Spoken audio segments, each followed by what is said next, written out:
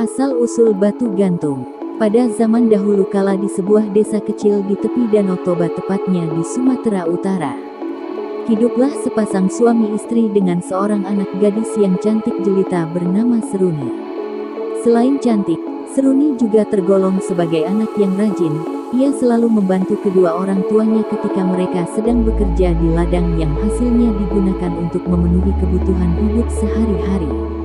Ayahnya juga seorang pelaut, namun hasil lautnya digunakan untuk kesenangan dirinya sendiri. Suatu hari, Seruni harus bekerja di ladang seorang diri karena kedua orang tuanya sedang ada keperluan di desa tetangga. Ia hanya ditemani oleh anjing peliharaannya yang diberi nama Sitoki. Sesampainya di ladang, Seruni duduk termenung sambil memandangi indahnya alam Danau Toba. Sementara anjingnya, Sitoki, ikut duduk di samping mengungkapkan wajah majikannya yang tampak seperti menghadapi suatu masalah. Sang anjing menggonggong untuk mengalihkan perhatian Seruni. Sebenarnya, beberapa hari terakhir Seruni selalu tampak murung. Hal ini disebabkan karena sang ayah akan menjodohkannya dengan seorang pemuda yang masih tergolong sepupunya sendiri. Padahal, ia telah menjalin hubungan asmara dengan seorang pemuda di desanya dan telah berjanji akan membina rumah tangga. Keadaan ini membuat bingung, tidak tahu harus berbuat apa, dan mulai berputus asa. Di satu sisi ia tidak ingin mengecewakan kedua orang tuanya, namun di sisi lain ia juga tidak rela jika harus berpisah dengan pemuda pujaan hati. Setelah beberapa saat dan tanpa menghasilkan apa-apa, Seruni beranjak dari tempat ia duduk. Dengan berderai air mata ia berjalan perlahan ke arah Danau Toba. Ia sudah sangat putus asa dan ingin mengakhiri hidupnya dengan cara menceburkan diri ke Danau Toba. Sementara Sitoki yang juga mengikutinya menuju tepi danau hanya bisa menggonggong karena tidak tahu apa yang sedang berkecamuk di benak Seruni. Saat berjalan ke arah tebing di tepi Danau Toba, tiba-tiba ia terperosok ke dalam sebuah lubang batu besar hingga masuk ke dasar.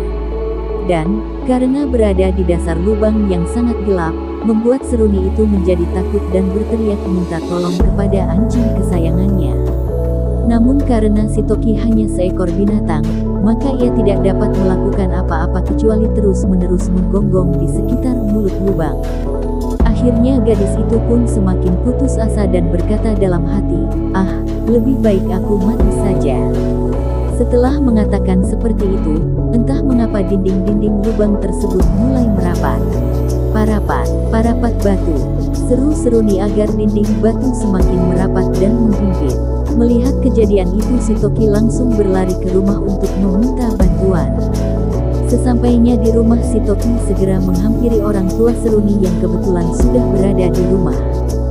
Sambil menggonggong, mencakar-cakar tanah dan mondar-mandir di sekitar majikannya, Sitoki berusaha keras memberitahu bahwa Seruni dalam keadaan bahaya. Sadar akan apa yang sedang diisyaratkan oleh si anjing, orang tua Seruni segera beranjak mengikuti Sitoki hingga ke tepi lubang tempat anak gadis mereka terperosok. Ketika mendengar jeritan anaknya dari dalam lubang, sang ibu segera membuat obor sebagai penerang karena hari telah senja. Sementara sang ayah berlari kembali menuju desa untuk meminta bantuan para tetangga. Tak berapa lama kemudian, sebagian besar tetangga berkumpul menuju lubang tempat Seruni terperosok. Sesampainya di lubang, sambil bercucuran air mata, ibu Seruni berkata pada suaminya, "Pak, lubangnya terlalu dalam dan tidak tembus cahaya.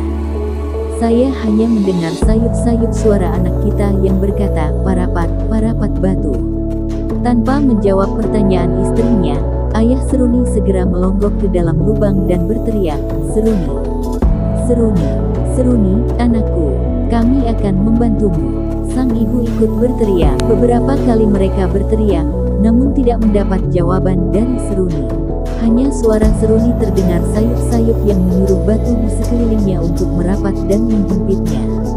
Warga yang hadir di itu juga berusaha untuk membantu sekali dengan penemuan dasar lubang hingga ke lubang, namun sama tidak disentuh atau dipegang oleh Seruni. Merasa khawatir, sang ayah memutuskan untuk menyusul putrinya masuk ke dalam lubang. "Bu, pegang obor ini. Saya akan turun menjemput anak kita. Jangan gegabah, Pak. Lubang ini sangat berbahaya." cegah sang istri. "Benar Pak, lubang ini sangat dalam dan gelap," sahut salah seorang tetangganya.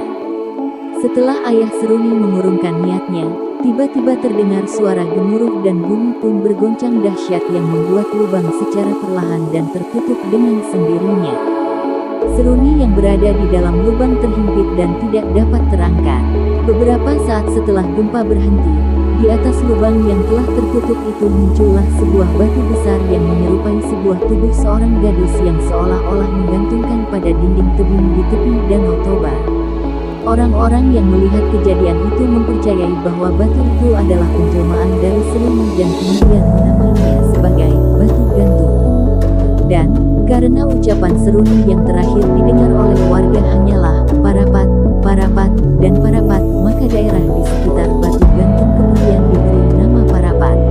Kini Parapat telah menjelma menjadi salah satu kota tujuan wisata di Provinsi Sumatera Utara.